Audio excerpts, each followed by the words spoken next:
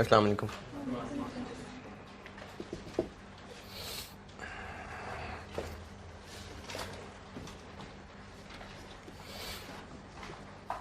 दुरूद शरीफ पढ़ लें।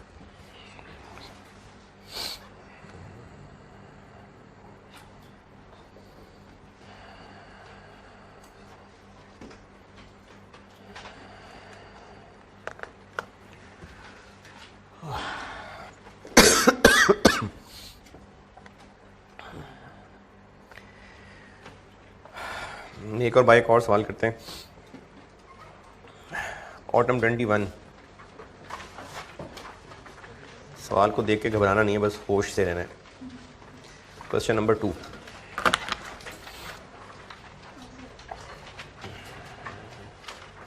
ऑटम यानी सितंबर 2021।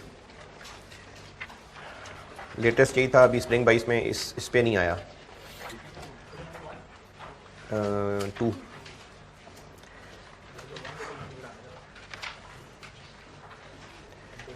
ये MFA का, यानी अब ये MFA में चला गया हुआ है।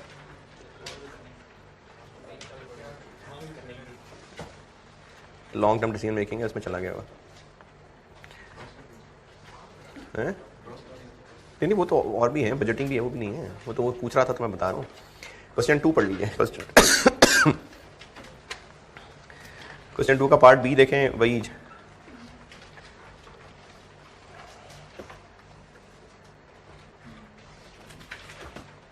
वही नॉन फाइनेंशियल कंसिडरेशंस।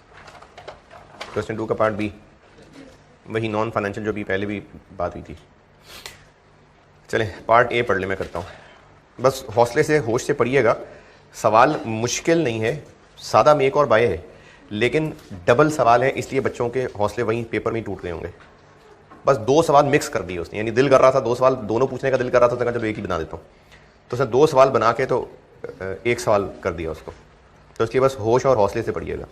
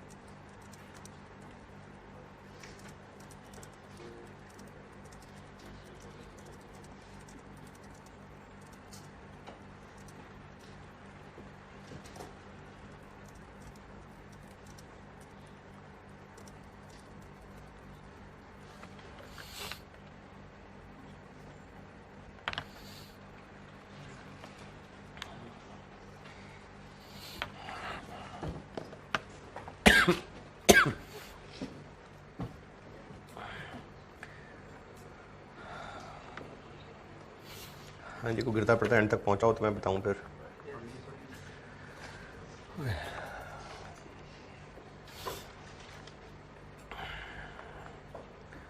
पढ़ लिया?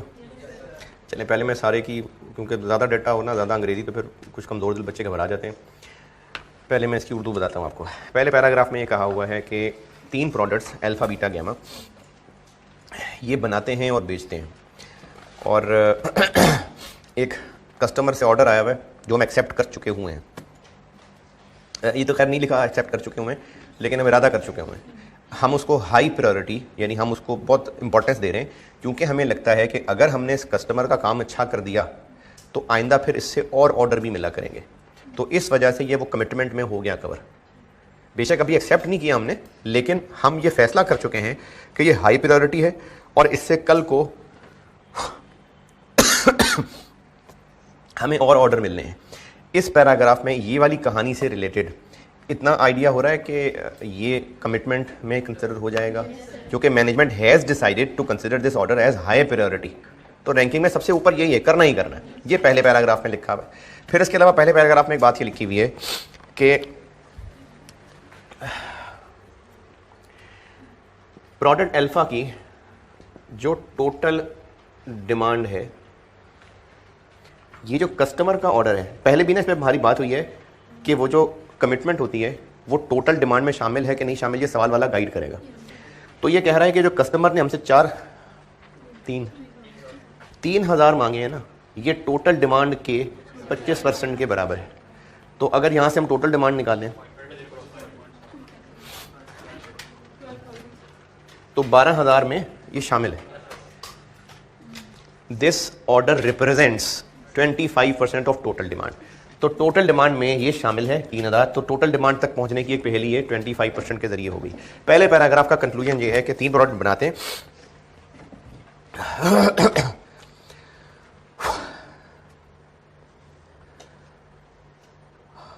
और उनमें से उन्हीं तीनों का एक कस्टमर का ऑर्डर एक्सेप्ट कर चुके हुए हैं। ये पहले पैराग्राफ की अंग्रेजी का मतलब है। इसके अलावा किसी और अंग्रेजी में कोई एतराज़ है पहले पैराग्राफ की तो बताएं। नहीं। फिर उसके बाद ये जो अभी हम बनाते हैं इसको, इसकी सेल प्राइस, खर्चे, ये सब बताए हुए हैं, लेबर आवर्स वगैरह सब बताए हुए हैं। ये जो स्पेशलाइज्ड केमिकल आ रहा है इसके अंदर, स्पेशलाइज्ड केमिकल टेबल के नीचे लिखा हुआ है कि स्पेशलाइज्ड केमिकल हमें इंपोर्ट करना होता है, और मुल्क की पॉलिसीज़ की वजह से सिर्फ इजाज़त इतनी मिली हुई है कि हम 70 मिलियन रुपए। अच्छा, अब इस सवाल में एक बहुत डिफरेंट स्टाइल ये आया जो पहले सवालों में कभी नहीं था। अगर मटीरियल लिमिटिंग फैक्टर था जो कि एक लेदर वाले सवाल में था, तो मटीरियल की क्या बताई होगी, क्वांटिटी, यहाँ रुपए कह दिए। यानी ये कहने की बजाय कि 7 मिलियन किलो मटीरियल इंपोर्ट कर सकते हैं, बस 70 मिलियन रुपए का कर सकते हैं। तो बस सिर्फ किलो की जगह रुपए आ गया, लेकिन है ये मटीरियल की शॉर्टेज। तो ये इस स्पेशलाइज्ड केमिकल की शॉर्टेज बताई हुई है। इससे पता चल रहा है कि ये लिमिटिंग फैक्टर हो गया। दी मैनेजमेंट ऑफ वायल, उसको लगता है कि ये जो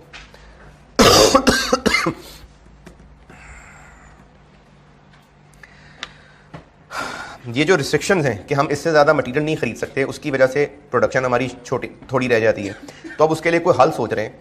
एक हल ये है, वन ऑफ द प्रपोजल्स ये है कि जिस मुल्क में हम अभी हैं, जिस भी मुल्क में हैं, उस मुल्क से इस फैक्ट्री को बंद कर दें, is to shut down the existing plant, और मुल्क एक्स में चले जाएं, वहाँ पर प्लांट लगा लें। अगर एक्स में चले जाएंगे तो उसके नीचे फॉलोइंग इंफॉर्मेशन है। अगर कंट्री एक्स में फैक्ट्री लगा ली तो मटेरियल की शॉर्टेज तो नहीं होगी, लेबर की शॉर्टेज हो जाएगी। और इसमें अगर शॉर्टेज हो भी गई, प्रोडक्शन नहीं भी कर पाए, फिर भी हमारे पास बाय ऑप्शन भी मौजूद है। Any shortfall in the units can be met by sub contracting. Sub contract का मतलब होता है किसी को काम दे देना, मतलब outsource to an outsource supply, outside supplier. तो अगर हम कंट्री एक्स में चले गए तो वहाँ मटेरियल की शॉर्टेज तो नहीं होगी, लेबर की शॉर्टेज होगी, और शॉर्टेज के अलावा हम प्रोडक्शन नहीं भी कर सकेंगे, तो बाय ऑप्शन बहरहाल मौजूद होगी। पॉइंट 4 में अभी खामोश हूँ, पॉइंट 4 नहीं बता रहा। उसके बाद बस रिक्वायरमेंट पूछी है कि बताएं क्या करें, एग्जिस्टिंग मुल्क में रहें या कंट्री एक्स में चले जाएं। अब इसमें आपसे ना ये नहीं पूछा कि ऑप्टिमम प्रोडक्शन प्लान बता दें, आपसे पूछा है कि जो अभी जिस मुल्क में है, जो काम यहाँ कर रहे हैं वो करते रहें या दूसरे मुल्क में जाके प्रोडक्शन शुरू कर दें। अब इस सवाल के डाटा मैंने आपको सारी अंग्रेजी पॉइंट, आखिर में पॉइंट 4 नहीं बताया, उसके अलावा बाकी मैंने सारा सवाल एक्सप्लेन कर दिया। इस सवाल में कोई अंग्रेजी की बात पूछनी है तो पहले वो पूछ लें, फिर मैं आपको सवाल की प्लानिंग करके देता हूँ। नहीं, मैंने कहा पहले आप अंग्रेजी नहीं, कौन से पॉइंट में? थर्ड में कहोगे?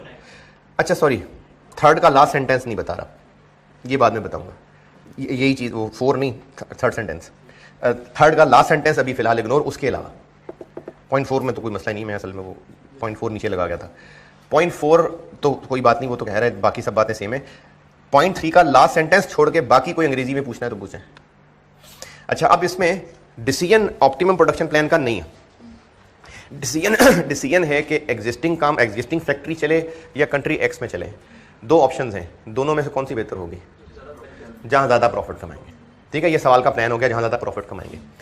अब ये तो एक वैसे जनरल डिसीजन मेकिंग हो गई कि जहां ज़्यादा फायदा है वहां चले जाएंगे, लेकिन हर ऑप्शन इटसेल्फ एक लिमिटिंग फैक्टर का सवाल है, एक मल्टीपल प्रोडक्ट्स मेक और बाय का सवाल है। जो एग्जिस्टिंग मुल्क है वो सादा लिमिटिंग फैक्टर का सवाल है, जिसमें मटीरियल लिमिटिंग फैक्टर है, और जो कंट्री एक्स का सवाल है वो लिमिटिंग फैक्टर है लेबर और साथ मेक और बाय है। तो ये सिर्फ उसने 2 सवाल मिला के एक सवाल बनाया है, और ये दोनों इंडिपेंडेंटली सॉल्व बिल्कुल हो सकते हैं। यानी ये वाकई ऐसा है कि 2 सवाल बनाए और उनको मिला के 2 नंबर नहीं लगाने, उनका 1 नंबर लगा, बस एक सवाल है। ये करने के एतबार से कम अज कम भी को 20-22 नंबर का काम है। नंबर कितने हैं? 15 नंबर।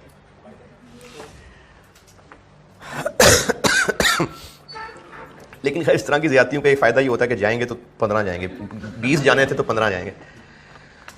जी, सवाल की अंडरस्टैंडिंग में, सवाल को प्लान करने में कोई एतराज है तो बताएं आगे। फिर अब मजदूरी है, क्योंकि 2 सवाल हैं बस। ये एक सादा लिमिटिंग फैक्टर है, जो लोकल मुल्क का काम है वो सिंपल लिमिटिंग फैक्टर है, मटीरियल उसमें लिमिटिंग फैक्टर है, और जो दूसरा है उसमें लेबर की शॉर्टेज है और साथ मेक और बाय है। ठीक है, अच्छा ये तो चलो ठीक है, एक लिमिटिंग फैक्टर हो गया और एक मेक और बाय हो गया। अपने अपने ऑप्शन में तो इस तरह कैलकुलेशन हो जाएगी और ऑप्टिमम प्रोडक्शन प्लान बन जाएगा। फाइनल रिक्वायरमेंट का आंसर कैसे बनेगा? हमें उस ऑप्टिमम प्रोडक्शन प्लान से आगे फिर कैलकुलेशन करनी पड़ेगी कि इस प्रोडक्शन प्लान को फॉलो करेंगे तो कंट्रीब्यूशन कितनी कमाएंगे टोटल, और दूसरे को फॉलो करेंगे तो टोटल कितनी कमाएंगे। टोटल प्रॉफिट कह लें, कंट्रीब्यूशन ना सी प्रॉफिट कह लें। फिर उन प्रॉफिट्स को कंपेयर करके फैसला होगा कि कौन सी ऑप्शन बेहतर है। तो ये लिमिटिंग फैक्टर और मेक और बाय फैक्टर 2 सवाल मिला के अब एक जनरल डिसीजन मेकर सवाल बन गया कि 2 ऑप्शन में से कौन सी बेहतर है। ठीक है, समझ आता है? एग्जिस्टिंग कंट्री,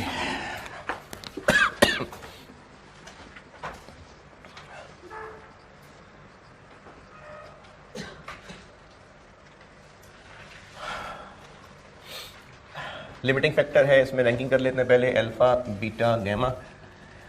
सेल प्राइस 10,000,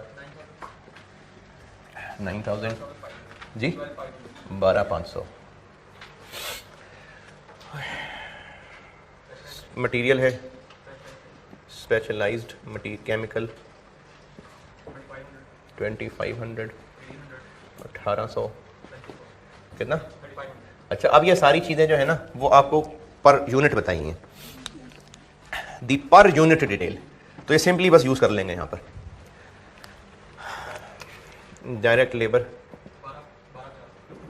1250, 2,000, 1,500, और वेरिएबल FOH 250, 200, 500। उसके बाद है फिक्स्ड FOH, तो फिक्स्ड को छोड़ देंगे। सेलिंग हमें लेनी चाहिए वेरिएबल यहाँ पर कि बस प्रोडक्शन काफ़ी है। सेलिंग भी वेरिएबल खर्चा है तो वो भी कंसिडर होगा, तो सेलिंग इसमें से हम ले लेते हैं 30%।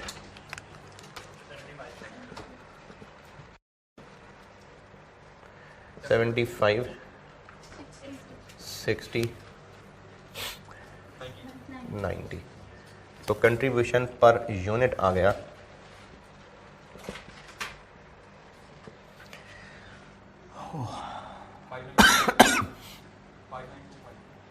59,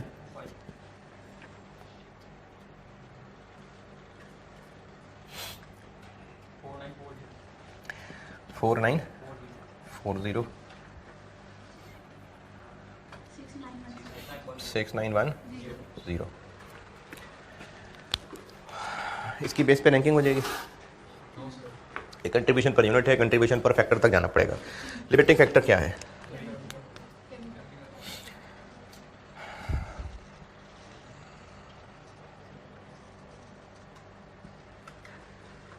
कितने कितने किलो? हाँ जी, कितने कितने किलो?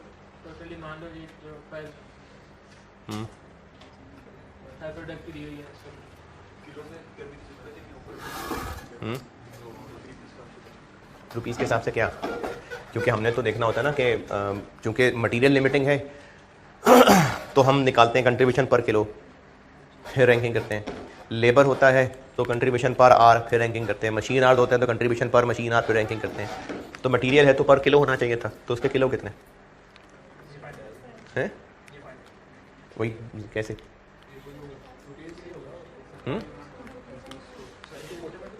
प्रोपोर्शनल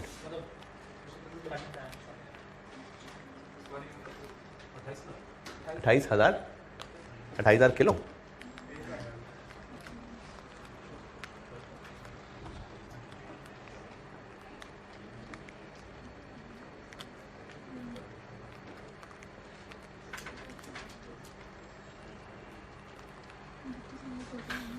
हाँ जी सर, अगर 70 मिलियन को टोटल यूनिट्स जो आपकी डिमांड है उसके साथ डिवाइड करते हैं, लेकिन टोटल डिमांड के लिए 70 मिलियन का तो नहीं मटेरियल, टोटल डिमांड तो पूरी नहीं कर पाएंगे। 70 मिलियन तो लिमिटिंग फैक्टर है। 9.33।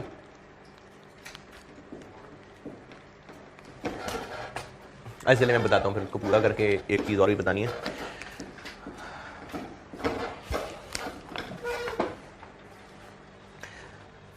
अच्छा, बहुत ज़्यादा सोचे बगैर, बहुत गहराई में सोचे बगैर, बस वैसी इंस्टिंक्ट क्या आता है दिमाग में? क्या लिखूँ यहाँ? है कुछ भी नहीं लिखूँ? 2500 क्यों? बस वैसे ही, हाँ ठीक है, बिल्कुल ठीक है। हाँ जी बिल्कुल ठीक है, 2500 बिल्कुल ठीक है। तो इसकी अगर बहुत गहरा ना भी सोचें और कुछ समझ नहीं आ रहा और जिसने 2500 भी लिख दिया होगा तो उसका काम चल गया। लेकिन 2500 क्यों लिखना है वो बताता हूँ। अच्छा, सब में तो नहीं 2500 कह रही? नहीं सर, 25 चूंकि मटेरियल है ना, और अब तक इसको सोचा ही किलो के हिसाब से होता है, लीटर के हिसाब से होता है, इसलिए अभी आप इस सवाल में कोशिश करेंगे कि कहीं किलो मिल जाए। जिन सवालों में स्क्वायर फीट था, एक सवाल था उसमें पता नहीं 36-40 था या क्या था पता नहीं, टोटल लेदर इतना अवेलेबल था, टोटल इतना अवेलेबल था, ये लिमिटिंग फैक्टर था। तो हमने फिर इधर नीचे क्या लिखा था? Square feet per unit. अच्छा, पर यूनिट क्यों? क्योंकि हम ये सब पर यूनिट कर रहे हैं। टोटल अवेलेबल इतने स्क्वायर फीट था तो हमने लिखा स्क्वायर फीट पर यूनिट। जब लेबर का सवाल था, पता नहीं था कि नहीं था, 80,000 आर्स टोटल अवेलेबल थे, यानी लिमिटिंग फैक्टर टोटल इतने आर्स अवेलेबल था, तो हमने यहां क्या लिखा? Are per unit. किसी सवाल में टोटल 50,000 मशीन आर्स अवेलेबल थे, तो हमने यहां क्या लिखा? Machine R per unit. Total 70 million रुपए का मटेरियल अवेलेबल है, तो हम लिखेंगे रुपए पर यूनिट। जो चीज लिमिटेड अवेलेबल है वो 70 मिलियन रुपए है, तो हमने रुपए पर यूनिट लिखना है मटेरियल। समझ आई कि नहीं? जो चीज अवेलेबल है हमने देखना है वो कितनी चाहिए। तो अगर सवाल में कहा होता कि 7 मिलियन लीटर्स अवेलेबल है तो हम कहते हैं लीटर पर यूनिट कितना। अगर सवाल में लिखा होता 2 मिलियन स्क्वायर फीट बस अवेलेबल है तो हम देखते हैं अच्छा इसके लिए स्क्वायर फीट कितना चाहिए पर यूनिट। आप कह रहे हैं 70 मिलियन रुपए का मटेरियल अवेलेबल है, तो हम देख लेते हैं कि अच्छा कितने रुपए का मटेरियल पर यूनिट चाहिए, तो रुपीस पर यूनिट ही लिखना है, यानी यही 2500, 1800 और 3500 ही लिखना है।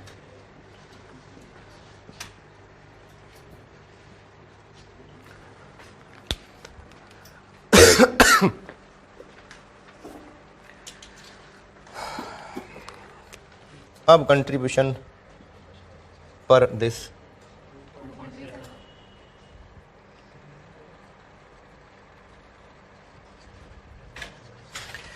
$2.37 2.74 1.97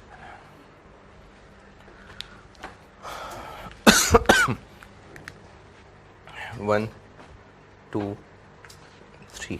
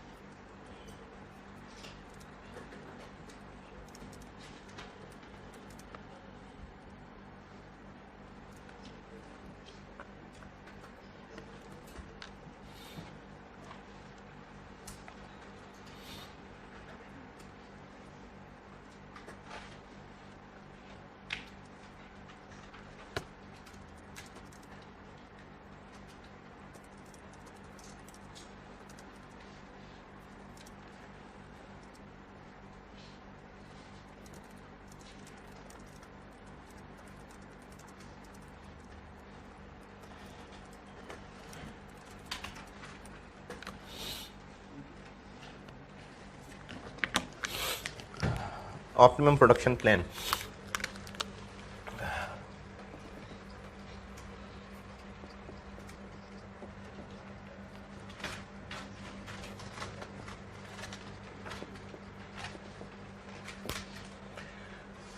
अच्छा, यहाँ पर हम क्या लिखें?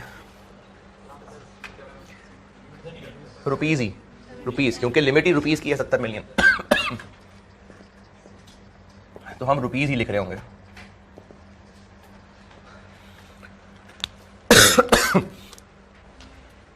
$70 मिलियन अवेलेबल है। अब ये सब रुपीज़ हैं क्योंकि लिमिट ही रुपए में है।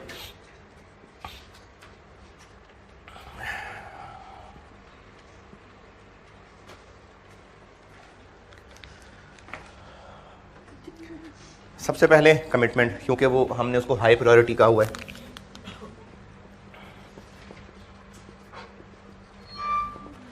क्या क्या है? अल्फा है 3000, बीटा है 4000 और गैमा है 1000। अल्फा खा जाएगा 2500 रुपये के हिसाब से, 2500 इंटू 3000 750000। बीटा खा जाएगा 4000 इंटू 1800 720000। और गैमा खा जाएगा 1000 इंटू, और तीनों का इकट्ठे ही कर लें बेशक। बाकी क्या रह गया? 51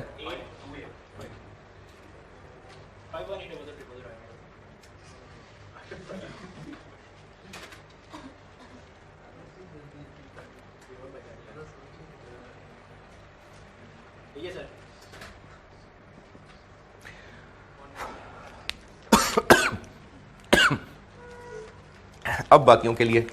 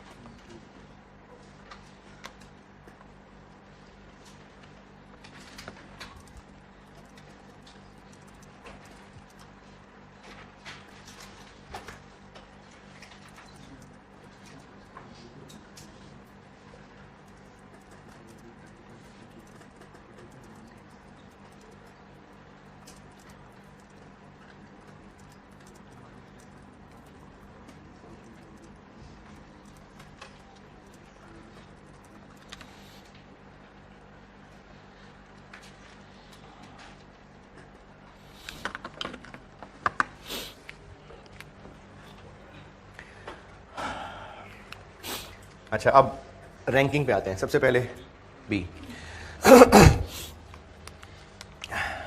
अच्छा, ये मैं वो जो पहले शुरू में मैंने बात की थी वो मैं इधर करता हूँ। टोटल डिमांड निकालते हैं ना, ताकि पता चले कि कितनी कितनी करनी है। ए की टोटल डिमांड 3000 डिवाइडेड बाय 25% 12000।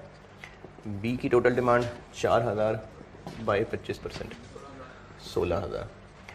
जी की टोटल डिमांड 1000 बाय 25% 4000, ताकि पता चले कि बाकी कितने बना लें। तो अब रैंकिंग बनती है बीटा की। कितने बनाएं बीटा? 16 में से 4 तो ये हो गए, तो बाकी रह गए 12।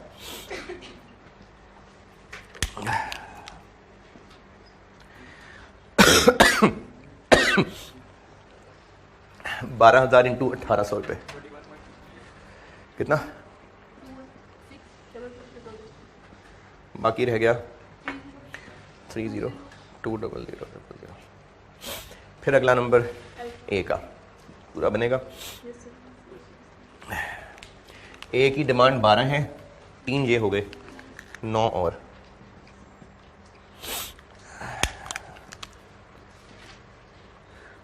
कितने रुपए खा जाएगा ये? 9000 इंटू 2500 जी 22 500 000, बाकी रह जाएगा 77। और फिर आएगा जी का नंबर जो यकीनन पूरा नहीं बनेगा 7700, और ये बन सकेगा 7700 डिवाइडेड बाय 3500 जी 2200। और ये चूंकि सिंपल लिमिटिंग फैक्टर है, मेक और बाय नहीं है, तो बस ये यहीं एंड हो गया।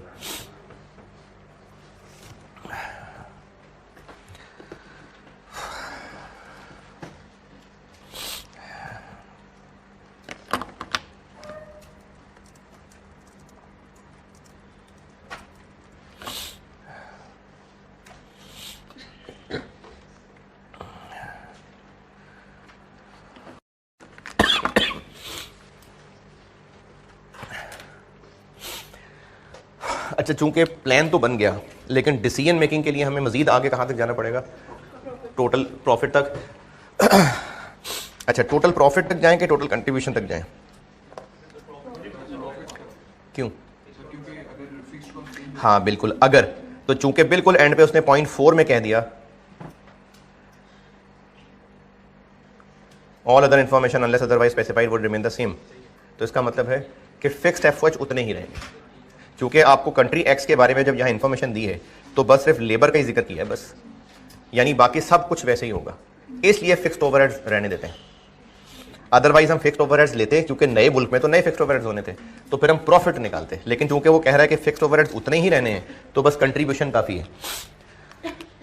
तो यहाँ से अब इस ऑप्शन का लास्ट काम टोटल कंट्रीब्यूशन।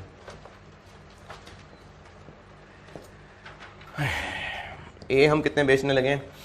3 1 9 1, यानी पूरे 12, और एक पे कमाएंगे 5925। बी हम बेचने लगे हैं 4 1 12 1, यानी पूरे 16, और बी के एक पे कमाएंगे 4940।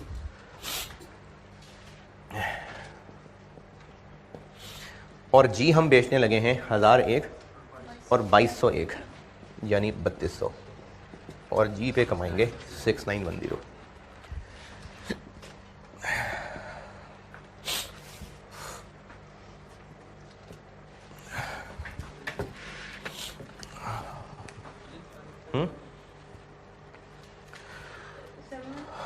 चलें मिलियन में बता दें, इतनी बड़ी बड़ी फिगर दें। 71.1, 79.04,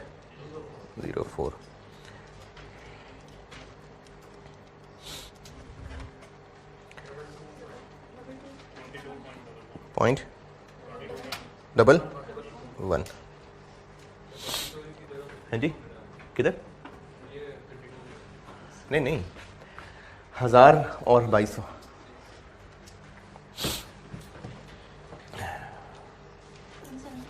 वन 2.25। इससे पहले जो 10 10 11 11 नंबर के सवाल कर रहे थे, ये अभी वो हुआ है।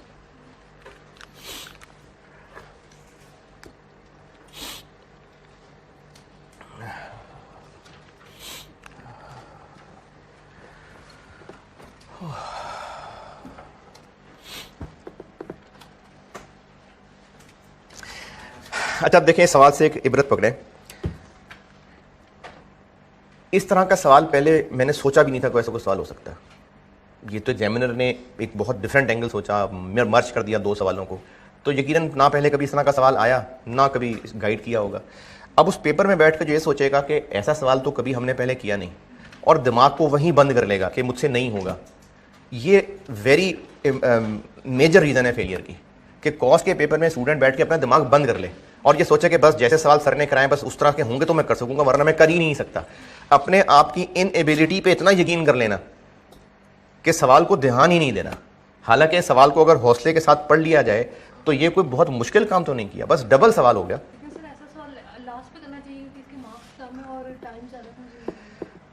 ये वैसे मैं एंड पे करूंगा गाइड के पेपर में कौन सा सवाल पहले करना चाहिए, लेकिन सब सवाल कॉस्ट के देखने में एक जैसे ही लग रहे होते हैं, तो कहीं से तो शुरू करना पड़ेगा है।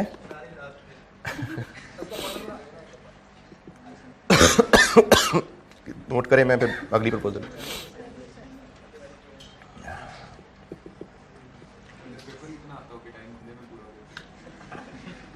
ये भी है वैसे।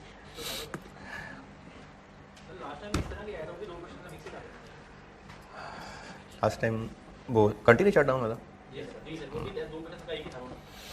कंटिन्यू शटडाउन कराऊंगा तो फिर वो करूंगा डिस्कस।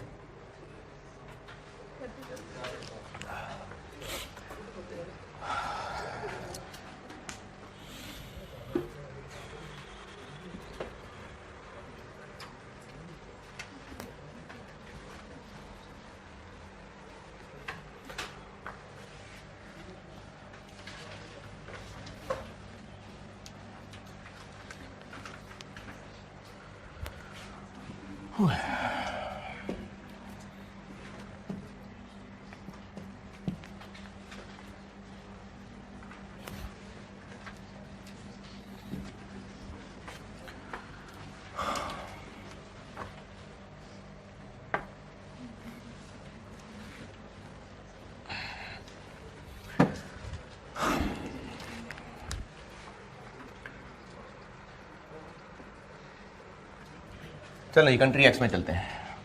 अब कंट्री एक्स में मेक और बाय का सवाल आ गया, तो फिर एक्सेस कंट्रीब्यूशन लेनी पड़ेगी।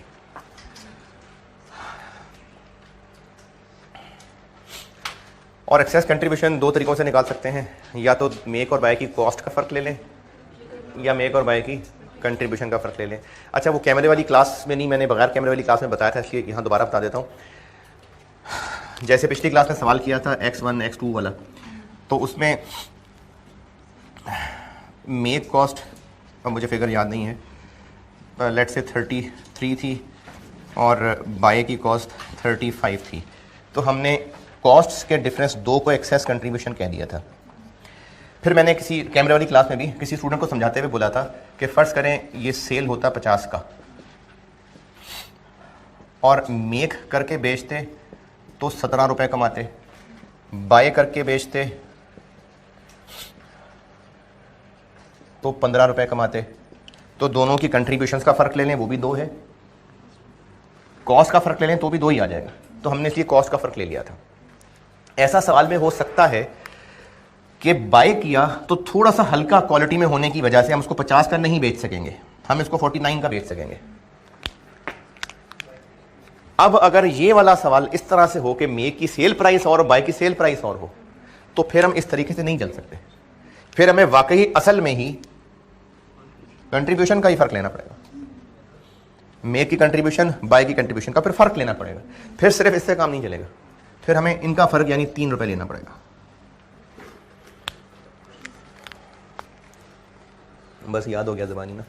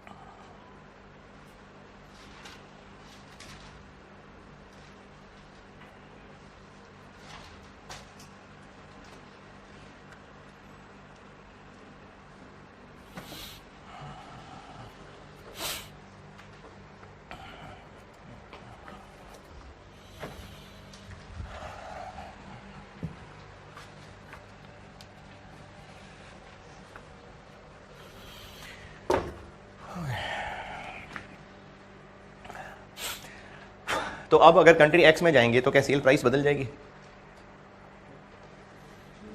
नहीं, मैंने कहा जी ऑल अदर इन्फॉर्मेशन सेम है। तो ठीक है, फिर अब हम मेक और बाय कॉस्ट का फर्क ले लेते हैं, कोई मसला नहीं।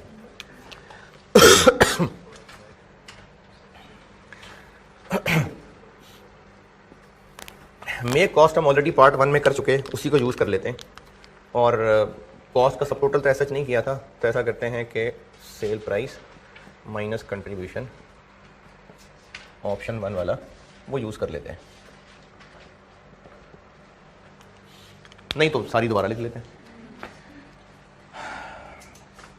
सेल प्राइस है, कंट्रीब्यूशन माइनस करते हैं तो पीछे वो वेरिएबल कॉस्ट। मैं एक्चुअली कर ये रहा हूँ कि मेक तो अब भी सब वैसे ही खर्चा रहना है ना, तो केमिकल 2500 का, डायरेक्ट लेबर 1250 का, वेरिएबल प्रोडक्शन कॉस्ट 250 की और वेरिएबल सेलिंग कॉस्ट 75 की।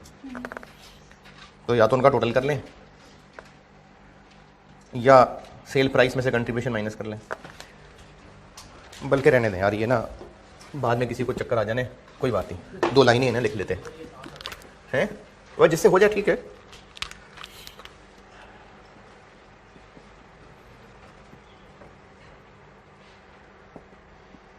लेबर और वेरिएबल FOH।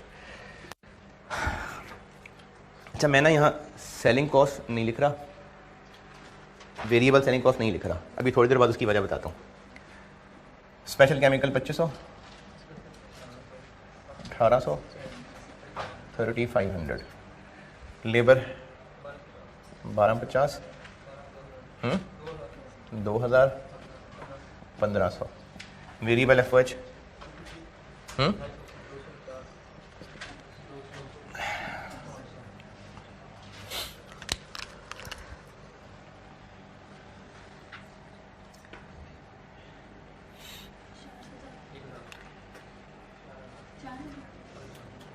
4000, 4000, 5500 और बाय कॉस्ट दी हुई है सीधी सीधी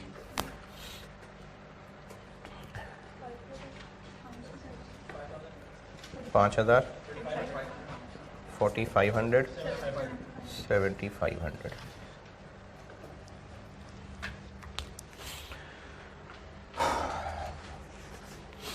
अच्छा, मैंने ये सारे खर्चे पिछले लिखते हुए वेरिएबल सेलिंग कॉस्ट क्यों नहीं लिखी?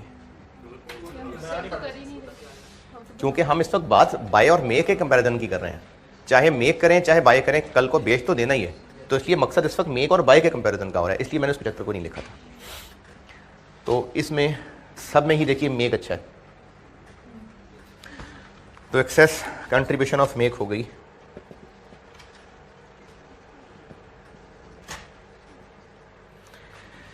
1000, 500 और 2000। और लिमिटिंग फैक्टर क्या है इसमें कंट्री एक्स में? Labour hours. लेबर आवर लगेंगे ए पे 6, 5, 8। अब ये जो 6, 5, 8 हैं ये तो नहीं कहा कि कंट्री एक्स में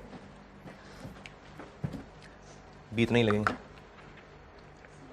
ऑल अदर में ये आ गया, क्योंकि जो कुछ भी पॉइंट 1, 2, 3 में नहीं बताया हुआ वो वही है जो अभी होता है, तो इसलिए लेबर आवर वही है जो ऊपर टेबल में लगते हैं।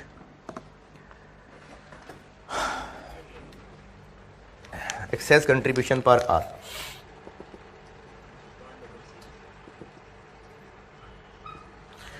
वन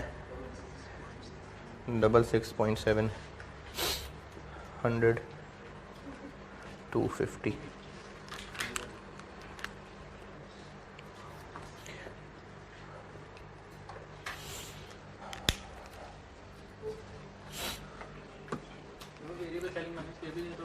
गलत नहीं है, कोई मसला नहीं, लेकिन अगर इसमें शामिल करें, माइनस नहीं ऐड, खर्चे ले रहे हैं, अगर यहां लें तो फिर यहां भी लेंगे, क्योंकि बाय करेंगे तो भी कॉस्ट टू सेल भी पड़ेगी, तो या तो दोनों में लिख लें या दोनों में ना लिखें।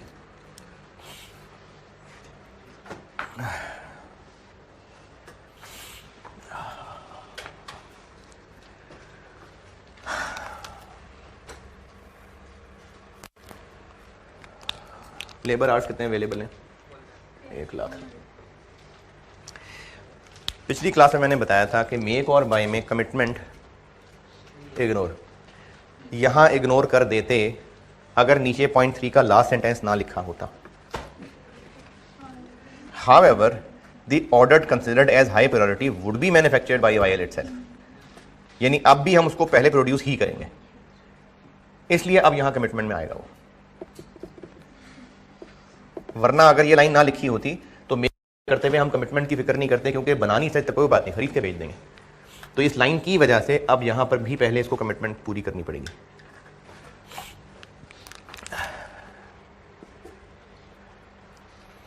ए के थे 3000, बी के 4000 और जी के 1000।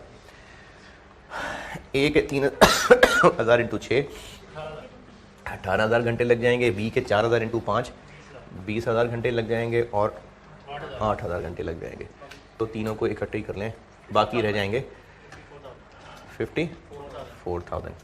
अब आते हैं रैंकिंग बेस्ड। पहले बनाएंगे जी की टोटल डिमांड कितनी है? पीछे वर्किंग वन में की थी 4, जी एक ये है, बाकी रह गए 3 के लिए लग जाएंगे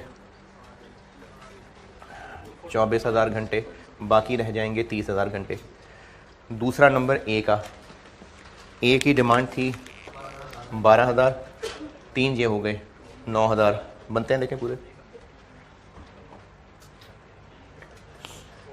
नहीं बनते, तो फिर बस जितने बनते हैं उतने बना लेते हैं।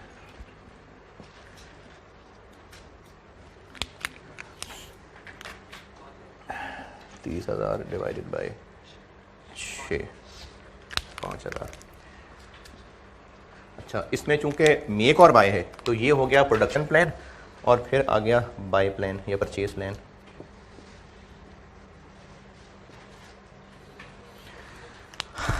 जितना ए रह गया वो खरीद लेते हैं, 3 और 5 8 बना लेंगे,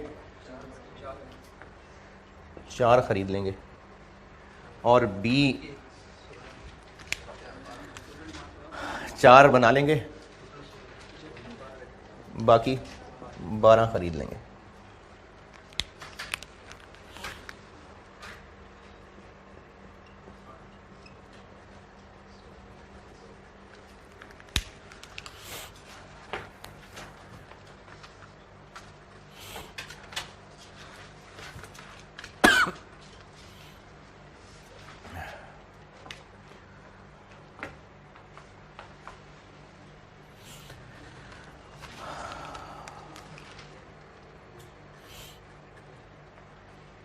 अब डिसीजन मेकिंग के लिए टोटल कंट्रीब्यूशन तक पहुंचते हैं।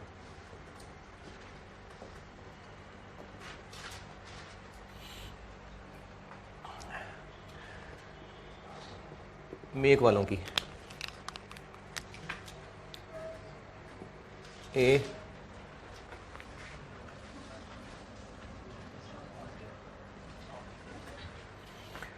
8,000 इंटू 59 क्या था? नहीं 5925 मिलियन में ही बता दें।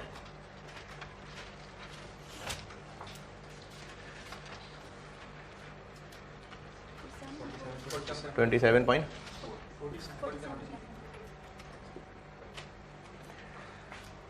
बी 4 बनाएंगे और एक का कंट्रीब्यूशन 4940 हैं जी, 19.76। जी के 4 बनाएंगे,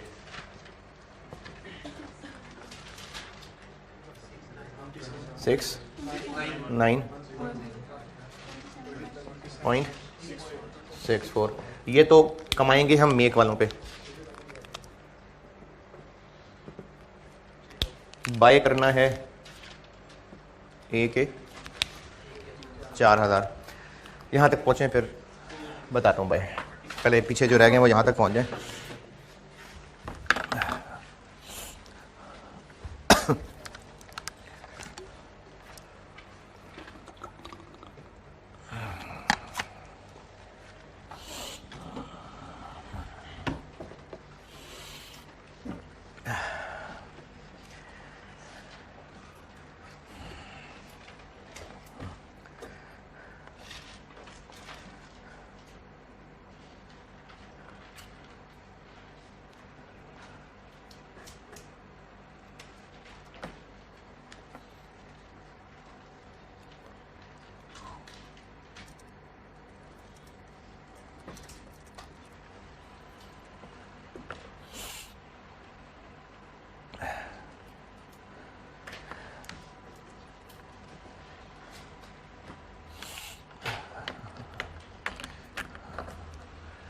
जी यहाँ तक। अच्छा बाय जो करेंगे, अच्छा मैंने मेक और बाय अलग अलग क्यों कर लिया? क्योंकि कंट्रीब्यूशन अलग है। कंट्रीब्यूशन क्यों अलग है? क्योंकि कॉस्ट अलग है। तो जो बाय करेंगे, ए बाय करेंगे 4000, इसकी कंट्रीब्यूशन पहले तो हमने कहीं नहीं निकाली, अब निकाल लेते हैं। यानी 5000 तो उसकी बाय कॉस्ट है। ये देखिए कंट्रीब्यूशन निकालता हूँ, कितने का बेचेंगे?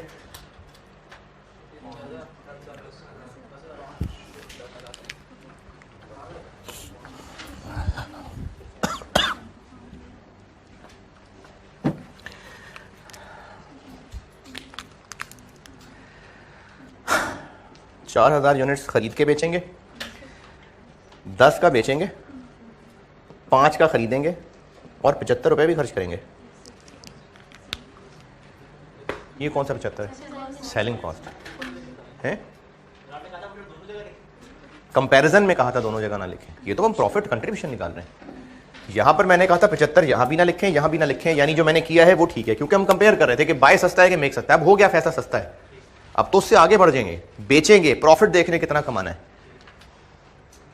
तो उसमें तो फिर सेलिंग कॉस्ट है ना। इसी तरह से बी 12000 खरीद के बेचेंगे। देखें यहां इग्नोर करने को कहा था क्योंकि मेक और बाय कॉस्ट का बस कंपैरिजन करना था। अब तो बेचने की बात हो रही है कि बेचेंगे तो फिर नेट क्या बचेगा, तो बेचेंगे तो फिर तो होनी है कॉस्ट टू सेल। 12000 खरीद के बेचेंगे और बी एक बेचेंगे 9000 का, जो कि खरीदेंगे 45 का और बेचते हुए 60 रुपये खर्च करेंगे। तो ए से कमाएंगे 19.7, 53.28।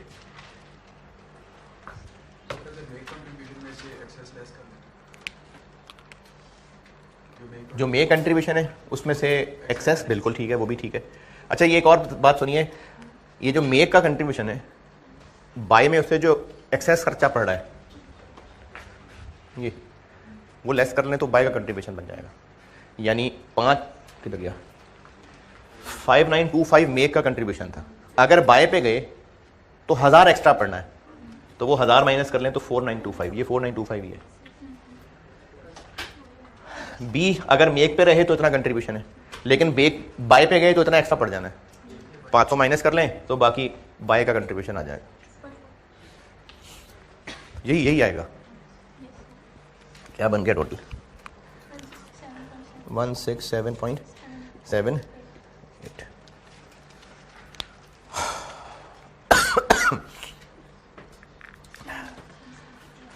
तो अब कंक्लूजन ये है कि अपने घर रहें, बस अच्छी बात है।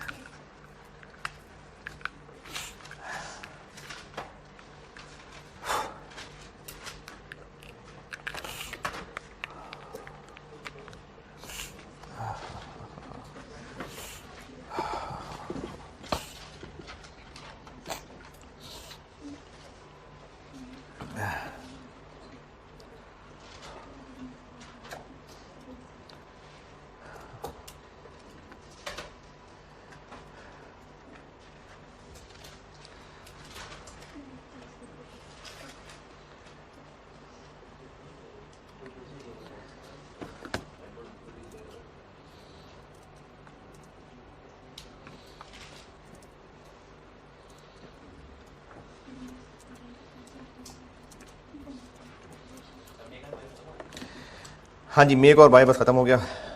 और कंटिन्यू और शट डाउन एक सवाल उसका करा दूंगा और फर्दर प्रोसेसिंग एक सवाल उसका करा दूंगा।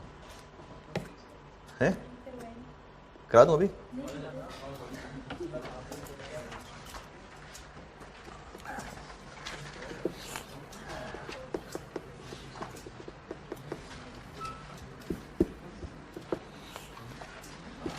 चलें इसी को ख़त्म है। चलें ठीक है, बस ओवर हो जाएगा।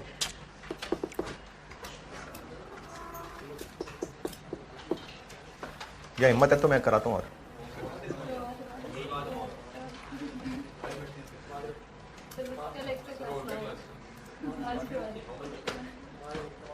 नहीं सवाल नहीं कराना, वो फर्दर प्रोसेसिंग डिसीजन बताना है।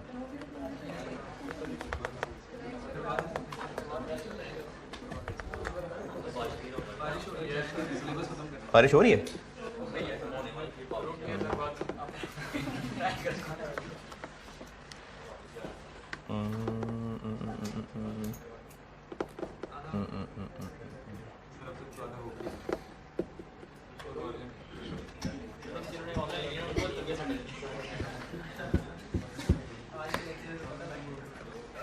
चलें ठीक है, रहने दें। ठीक है, अल्लाह हाफ़िज़।